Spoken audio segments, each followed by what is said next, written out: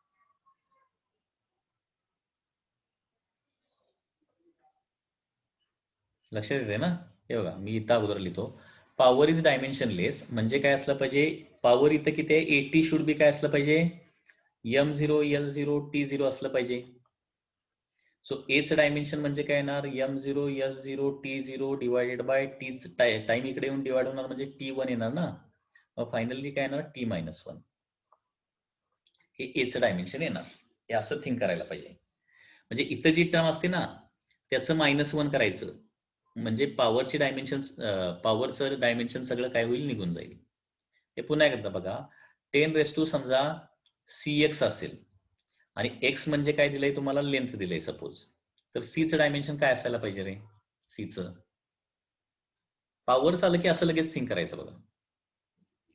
पॉवरचं काय असणार, l-1च असायला पाहिजे रे, हे कारण हे l-1 आणि हे l1 असेल तर काय होणार, l⁻0 होणार. mt तर तिथं नाहीच आहे काय, म्हणजे m0 l0 t0 पॉवर झाली ना. जे काय दिसतंय ना त्याची पॉवर काय करायची, मायनस करायची. Very simple. ठीक आहे. आता एकदा एच मिळालं की मग कशाचं काढू शकतो, फी नॉटचं काढू शकतो डायरेक्टली. एच मिळालं, फी नॉटचं काढू शकतोय, कारण का जे एक्स डायमेन्शन असणार, जे एक्स डायमेन्शन असणार तेच फी नॉट बाय एच असणार ना. डायमेन्शन ऑफ जे काय एक्स असेल तेच dimension of phi not by A असलं पाहिजे, कारण डायमेन्शनली होमोजेनियस इक्वेशन मध्ये सगळ्या टर्मचं डायमेन्शन काय असतं, सेम असतं. ठीक आहे. अँड देअरफॉर आता बघा, एचं डायमेन्शन आपल्याला मिळालंय, एक्सचं माहिती आहे, फी नॉटचं काढता येते, म्हणजे फी नॉटचं डायमेन्शन म्हणजे काय असणार आहे, एक्सचं डायमेन्शन इंटू एचं डायमेन्शन. एक्स म्हणजे काय दिलंय, लेंथ एक प्रकारची आहे ती, म्हणजे l1, आणि ए म्हणजे काय आहे, एचं डायमेन्शन t-1 आलंय ना, t-1. सो फायनल डायमेन्शन येणार आहे इथं m0 l1 t-1, म्हणजे फी नॉट एक प्रकारची व्हेलॉसिटी असली पाहिजे, कारण m0 l1 t-1 व्हेलॉसिटी असते, माहिती आहे ना. आणि ए ही काय असली पाहिजे, फ्रिक्वेन्सी असली पाहिजे, कारण t-1 फ्रिक्वेन्सीचं डायमेन्शन असतं. समझ में आया कि देखिए, इसमें कुछ डाउट है क्या, बोलिए. ये समझ में आना चाहिए, बहुत इजी है ये. हेच परत रिपीट करा थोडंसं व्यवस्थित.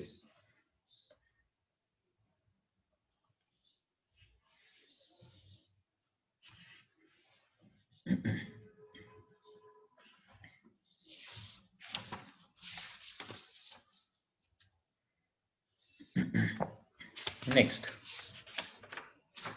आणखी एक घेऊया, आणखी एक शेवटचं घेऊया.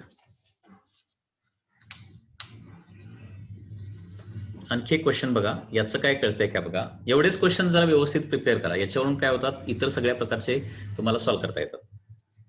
क्वेश्चन आहे, एक इक्वेशन दिलंय, phi is equal to a√x divided by x plus b, and in this equation x is a distance, x म्हटलंय डिस्टन्स, आणि फी म्हणजे म्हटलंय पोटेन्शियल एनर्जी. फी आहे पोटेन्शियल एनर्जी. तर क्वेश्चन काय आहे, find the dimension of A into B.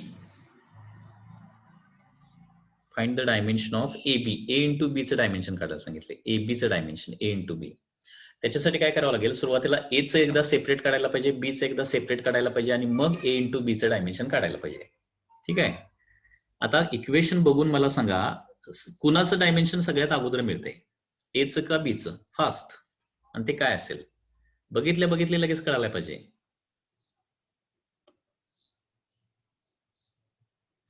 बीचं dimension काढता येते लगेच आणि काय येईल ते.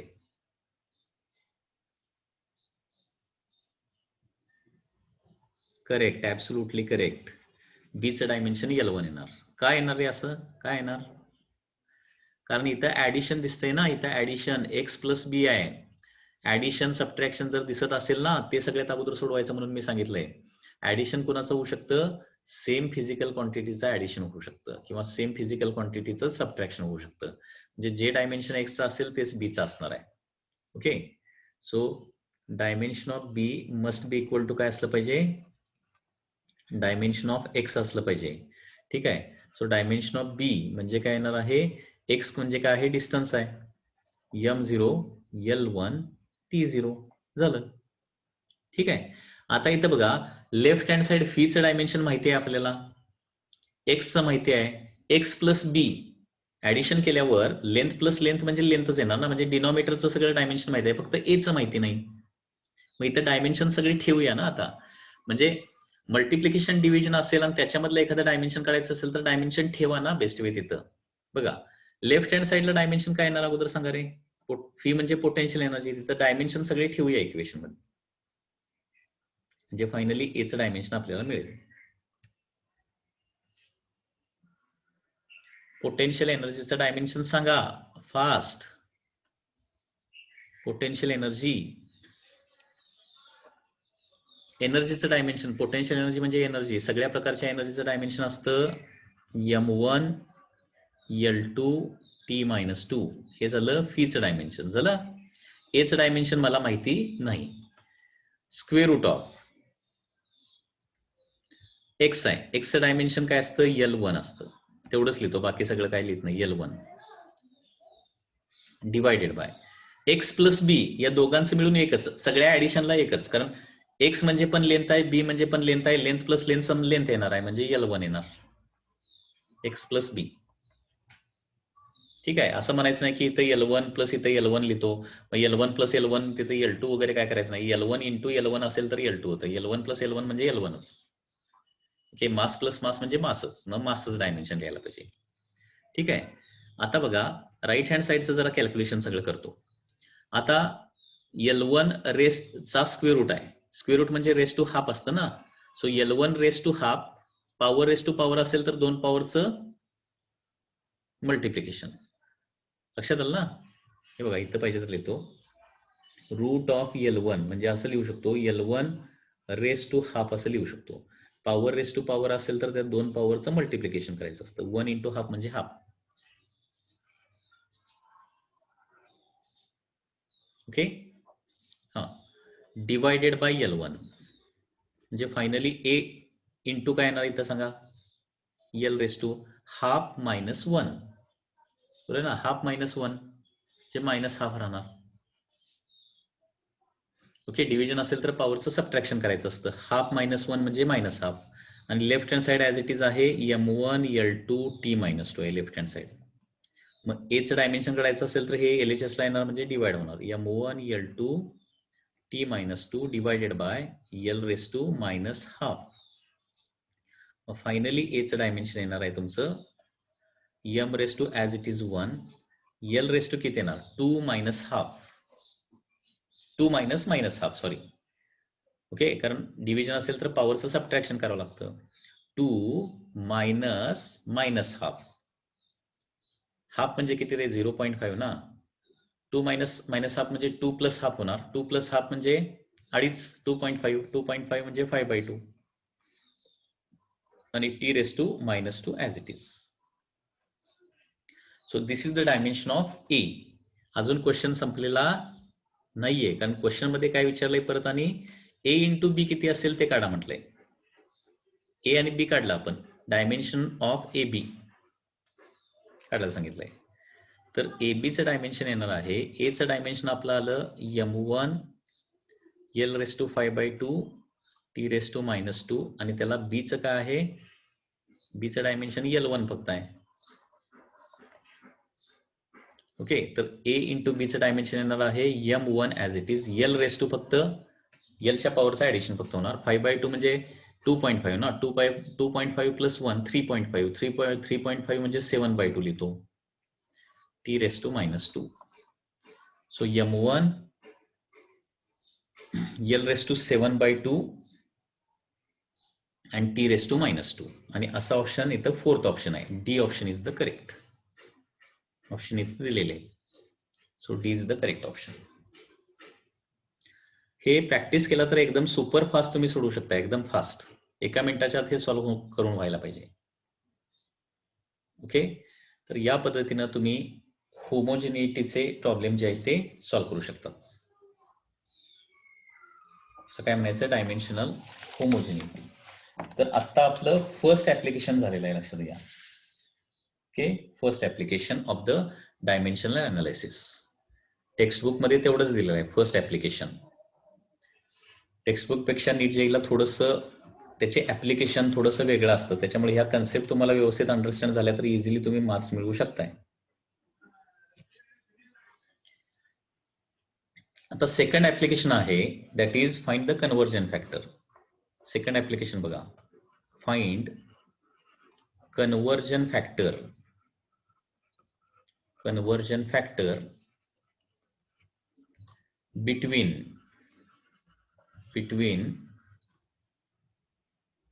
different units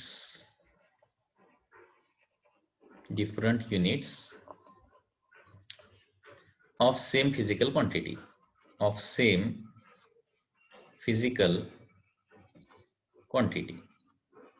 बघा, एकाच फिजिकल क्वांटिटीला अनेक वेळा डिफरंट युनिट्स असतात, तर त्या डिफरंट युनिट मधला कन्वर्जन फॅक्टर, म्हणजे फॉर एक्झाम्पल सांगतो, फोर्स ही एक फिजिकल क्वांटिटी आहे, त्याचे युनिट आहेत, न्यूटन पण आहे आणि डाईन पण आहे. तर न्यूटन म्हणजे किती डाईन किंवा किती डाईन म्हणजे 1 न्यूटन येणार, हे फाइंड आउट करायचं आहे. वर्कचं जूल आहे, अर्ग आहे, तर किती जूल म्हणजे किती अर्ग. तर एकाच फिजिकल क्वांटिटीला नंबर ऑफ युनिट्स असतात आणि त्यांच्यामध्ये कन्वर्जन फॅक्टर किती आहे हे फाइंड आउट करण्यासाठी आपण डायमेन्शनचा वापर करू शकतो, कन्वर्जन फॅक्टर फाइंड आउट करण्यासाठी. तर हा जो पार्ट आहे तो आपण काय करणार आहे, नेक्स्ट लेक्चरला बघणार आहे, हा पार्ट. ओके, ठीक आहे. So this is all for today's lecture of the physics.